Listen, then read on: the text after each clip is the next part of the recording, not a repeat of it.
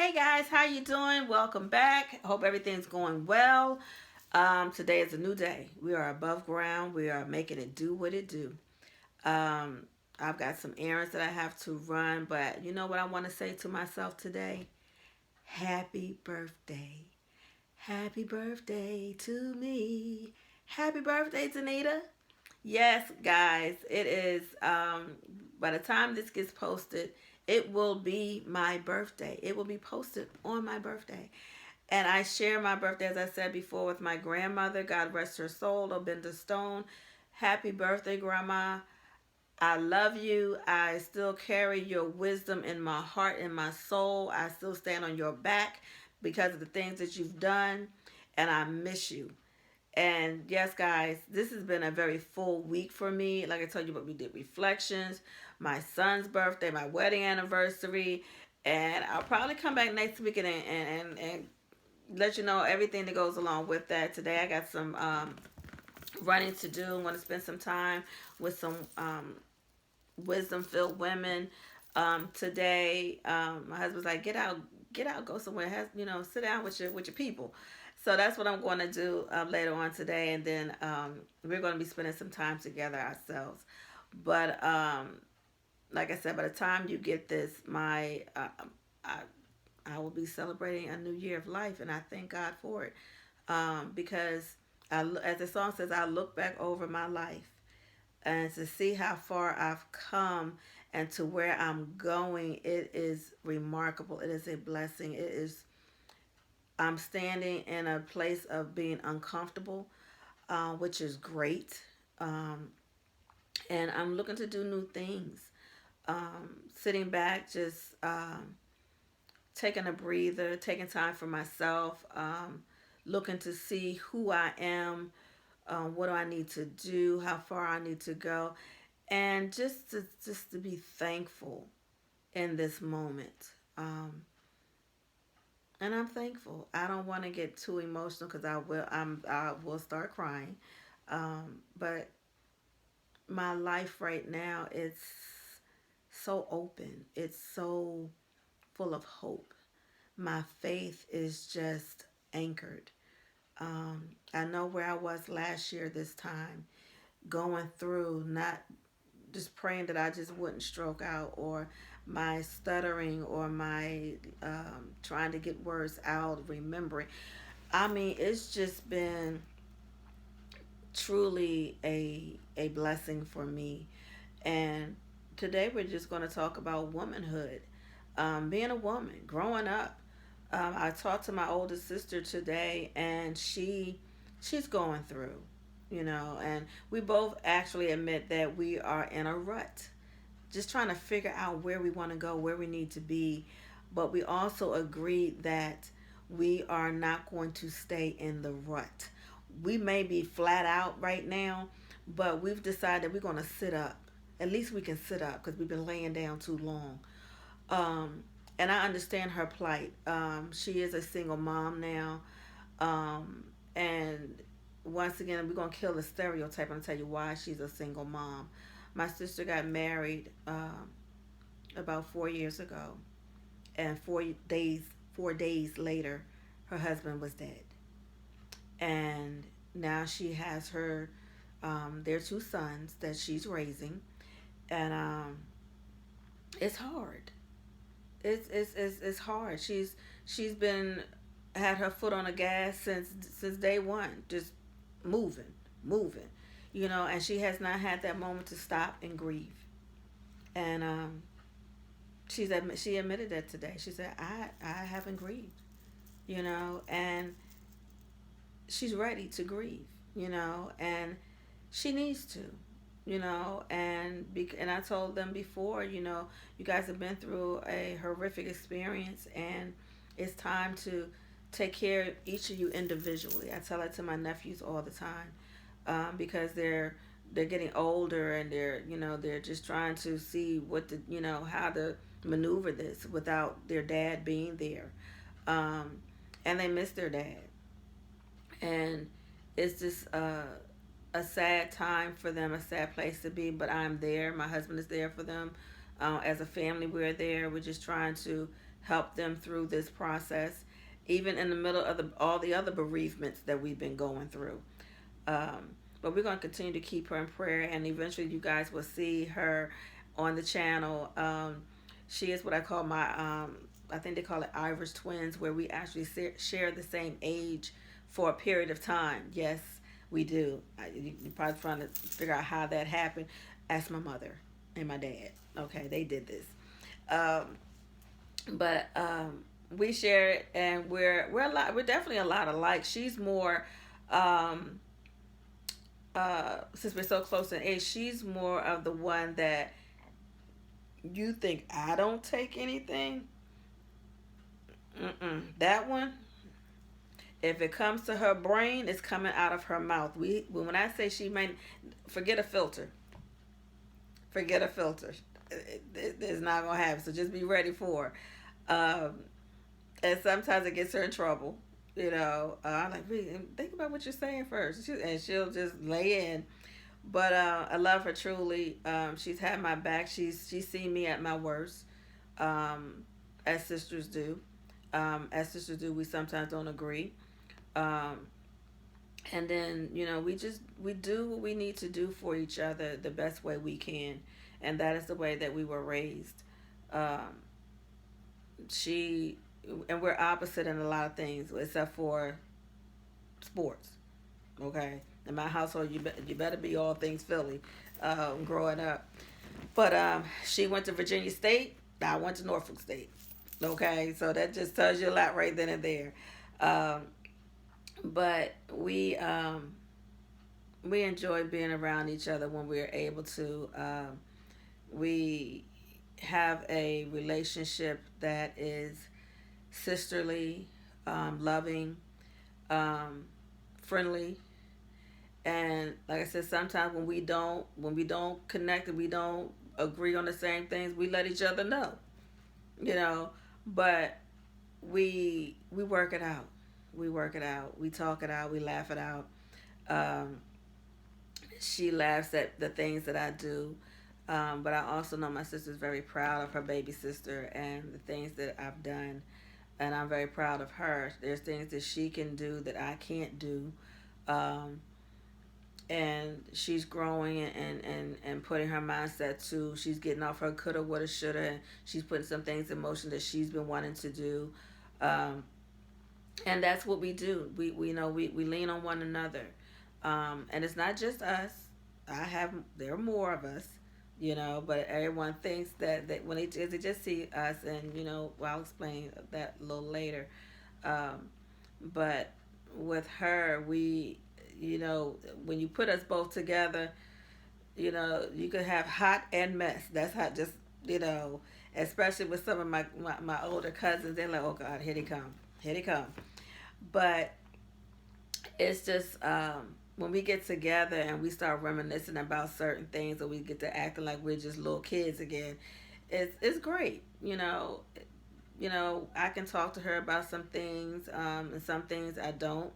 Um, and that's just how sisters are. We share certain things, and then when I'm ready to share more than I do.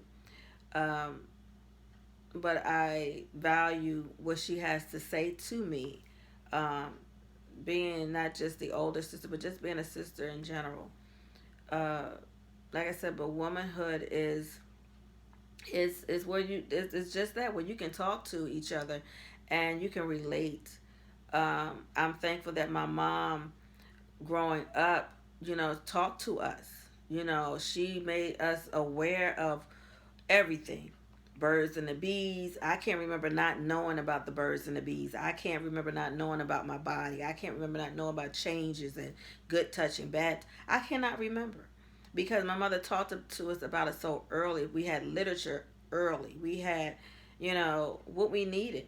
And I'm not saying that we're not talking about a perfect household. We're talking about a household that my mother said she was going to equip us, because if she dropped us into the wilderness, we would be able to take care of ourselves. Um, and we were able to.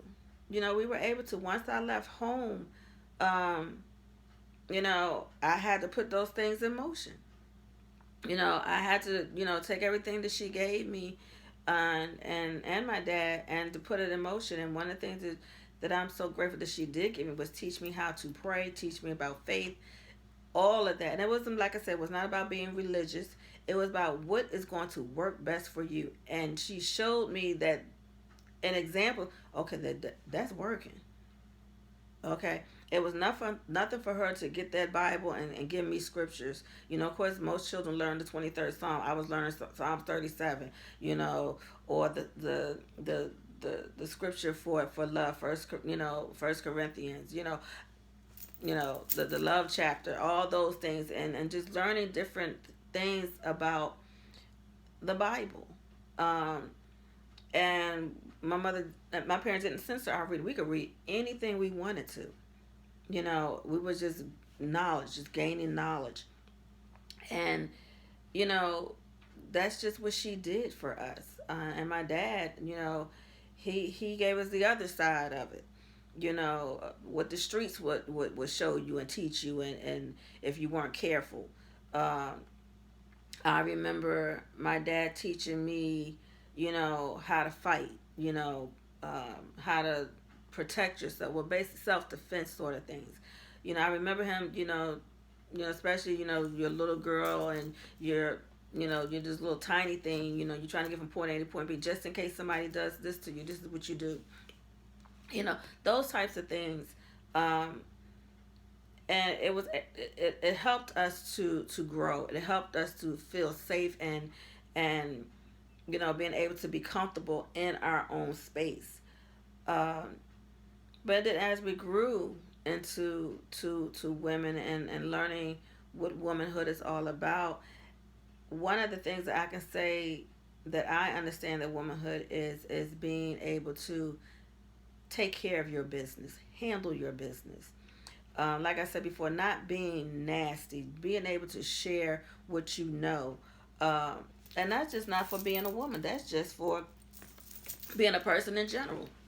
Um, but one thing about women, we are emotional, we are sensitive, we are caring, we can be compassionate, and those things will turn and take another toll if something has happened to us that will cause us to um, suppress those feelings, or if we decide that we want to not be as caring because something was done to us. Excuse me, I'm yawning. I'm sorry. But we're looking at, what for women, what is it that gets us going? Um, having the energy to be able to move and to do and to know when to say, I need to stop. I need to rest. I need to pump my brakes. I need to call up my girlfriend and say, look, girl, can I holler? Can I just have a moment with you right now and just let you know what I have going on? And that sister on the other end is like, go ahead, let me what you got? And they're hearing you. And I'm not talking about calling that friend who, oh, you ain't called me, you only want to call. I'm not talking about her. I'm not talking about her.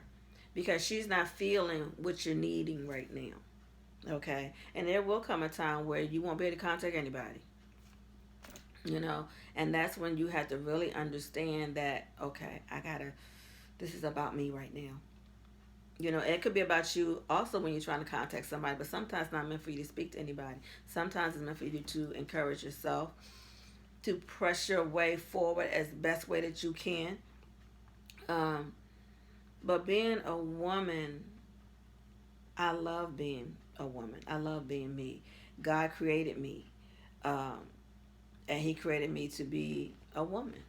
From a little girl on up, he knew the plans that he had for me, um, and he gave me the assignment as to being a woman. He put me this space, this race, wherever I am, um, and this is who I am.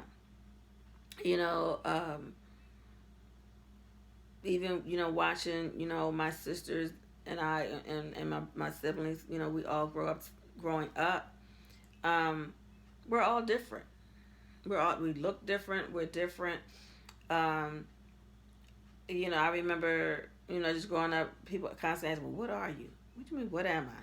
I'm a girl. They were curious about, our nationality and stuff like that, and I'm like, okay, why? That was one thing that I was always curious about when people are talking. The first thing they want to mention is race. Why? You know, what does it matter? You know, um, unless I gotta fill out a card or whatever. I mean, I can tell you what my race is. That's not a problem. But why are you asking me? Because sometimes folks, they want to know for negative reasons, or if they can't figure it out. Okay, it's fine. You want to ask, my background. That's okay. But then you have those folks that just because you are a different shade of color, um, they want to treat you as if you don't matter or anything like that because of their own insecurities or biases that they have, or, and I'm going to say, bad experiences. Well, I'm not part of that bad experience. I've never met you before. You never met me before. So we're going to start this thing new. Okay? So whatever feelings or fears that you have, that's your fears. I didn't cause them. I wasn't part of that. Um so you just look at, women, yes, we come in different shapes, sizes, and colors. Absolutely, we sure do. Um but we also bring so much more to the table. In the boardroom, whatever room we're in, we bring it. And if you give us the opportunity, you will see us shine brighter than you would ever expect us to. Um, is it an even playing field? No. Are we always in competition? Yes. Um, and not only are we in competition with our male um, counterparts, we don't get the same, pay, when we're up for same positions and things like that. We get that. um, and don't be a person of color where it's not going to be even for whatever reason, and we need to get past that. I don't know why. If I'm qualified, then go ahead and pay me. You know, my color should not dictate whether or not I can do the job. Okay, my actions, my being, will determine whether I can do the job. If I'm qualified, I'm qualified. Uh, but womanhood is it's great. It's wonderful. Um, and I enjoy it. By the time this video gets posted, it's going to be my birthday, and I'm going to be entering a new year, and a new year of life, a new year of loving on me, a new year of living my best life, being out there amongst the people, and saying, "Hey, here I am," you know. And I always say, "Love me, like me, or leave me alone." Plain and simple. Because I'm not out there to harm anyone, to hurt anyone. I'm excited when somebody else is doing well, or somebody else is growing, or somebody that I'm connected to. I can see them prosper. I'm happy for them. Yes, I am happy. Because I'm like, I can only imagine what the struggle was to get there. So why would I not, support and be joyful in those accomplishments? Absolutely. I am so tired of seeing us cut each other down as women, and we have enough on our plate. Why am I gonna cut my sister down? Okay, blue, green, yellow, purple. I don't care what color she. Why am I gonna cut her down? Why are you gonna cut me down? And it's really a shame. When I've gone on job interviews and I've literally had to tell the other female in a very nice professional manner, I don't want your job. I don't. I don't want your job. If you see something on my list of credentials that stands out to you, okay, fine. Just know that's gonna help you. I'm here to make you look good. I'm not here to make me look good. It's not about me. It's not about me. It's about me getting the work done that's needed for the community and doing what I need to do. Um, but I just can't understand for the life of me why we have so many women who make it a point to sabotage somebody else. I'm talking about in every different area that you can possibly think of: work, relationships, um, anything that you can think of. You have certain women that are determined to destroy other women. You know, I mean, it makes no sense. Why are you, even down to, we're going to say, even down to relationships, he married, but yet and still you want to keep dealing with him. Why? You're better than that. You're better than that. Or he has, he's already seeing somebody. Okay. And you're only, hearing what he has to say about it. And then sometimes you might not even know about the other person. But once you find out that there is somebody else in the equation, you are worth more than settling for less. Okay? You're worth more than settling for less. Um, and we keep doing that to one another, which that's one aspect of it. And then you're working on the job, and your colleague or somebody else, they don't want to see you get ahead because they're jealous. Why? Help each other. Help each other. They're trying to go to another level. Then if you got something that you can help them to get there, then do so. Girl, let me take a look at your resume. What it look like? Okay, well, try this, and this, and let's word it this way. Okay? Do you not realize what you're doing for her is going to come back to help you? Okay? It's called a blessing. Okay? It will come back because from your heart, you're helping somebody else because that's what they're trying to do. So I'm trying to figure out why we are so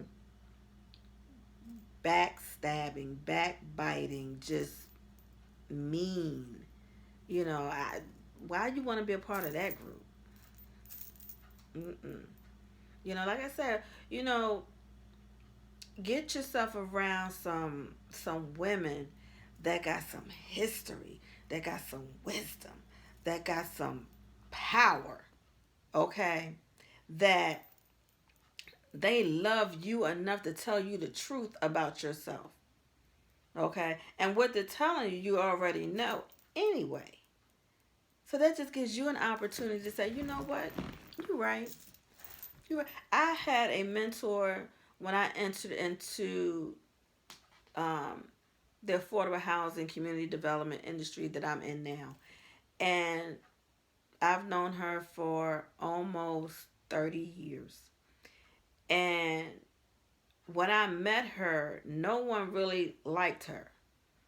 And I said, let me just figure out why is that. And I got to know her. And I'm going to tell you, she made me cry one time by saying some stuff to me.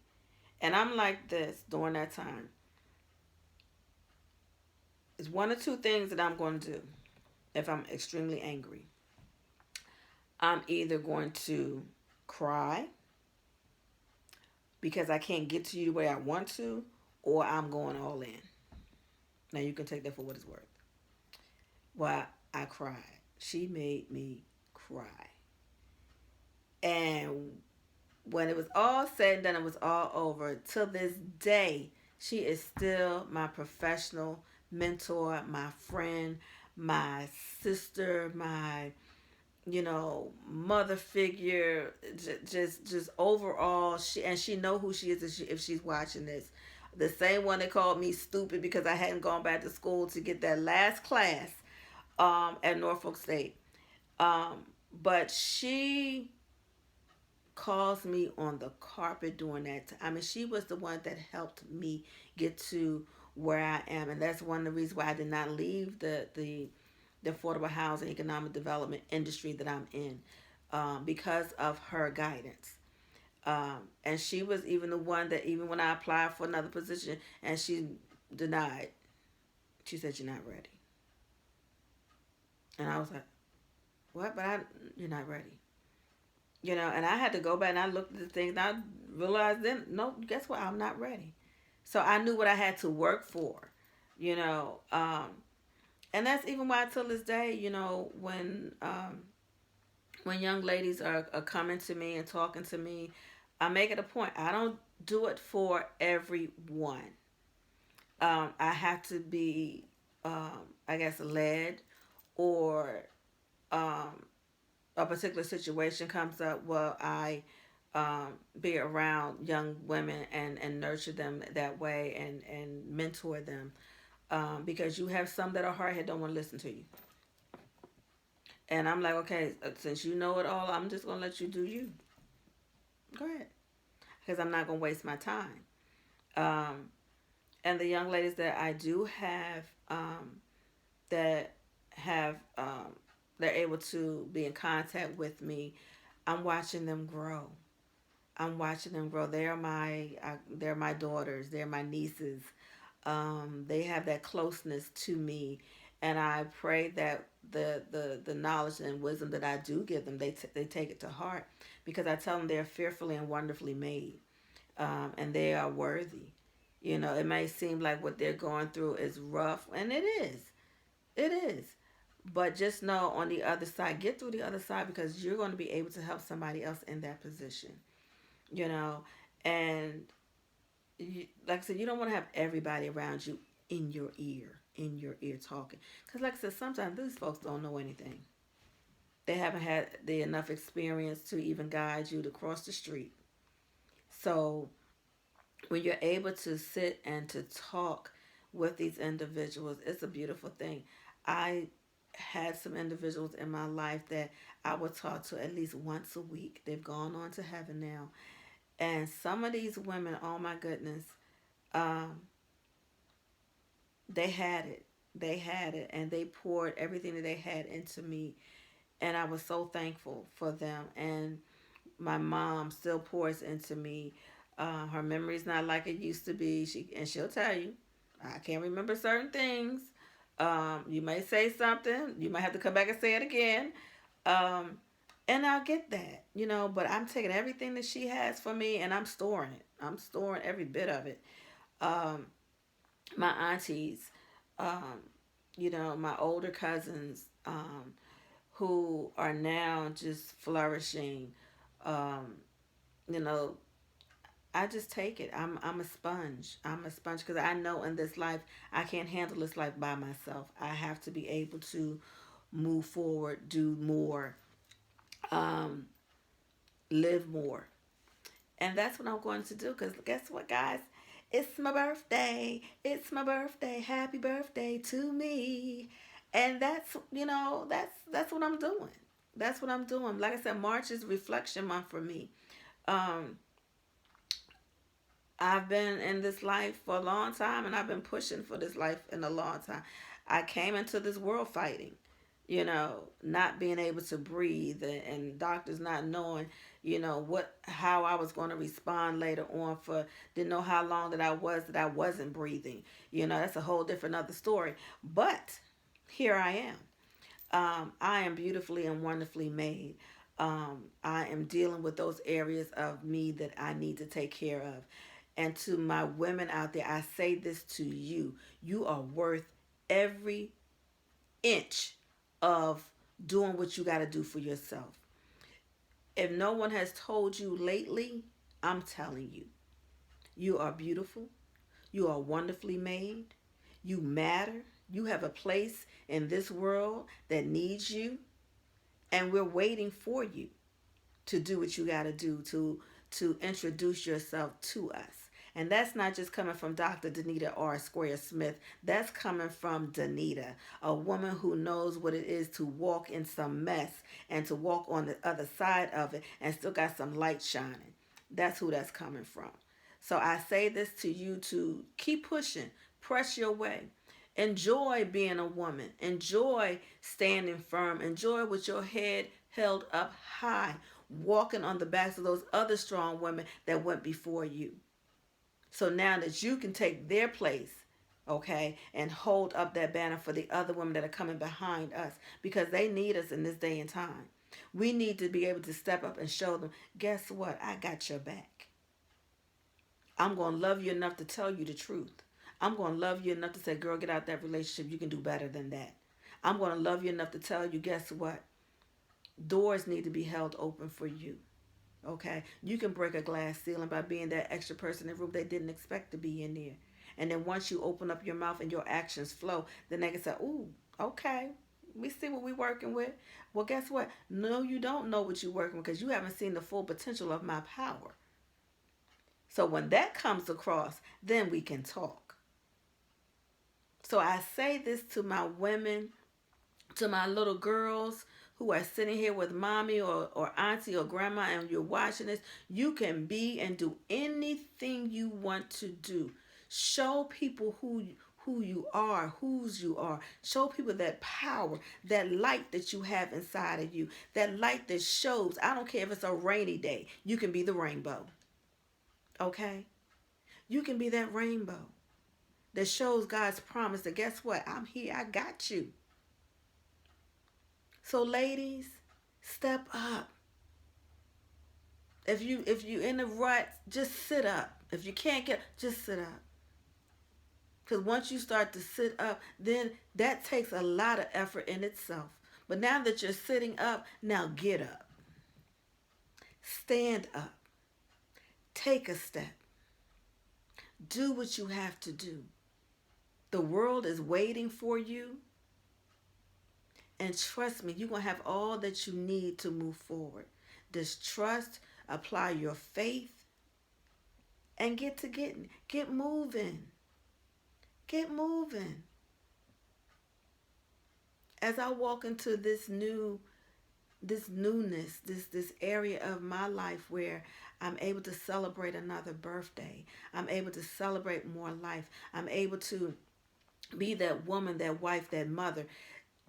Those assignments, that professional, that head of my own CEO. Okay? Because guess what? I can do it. Who said I can't?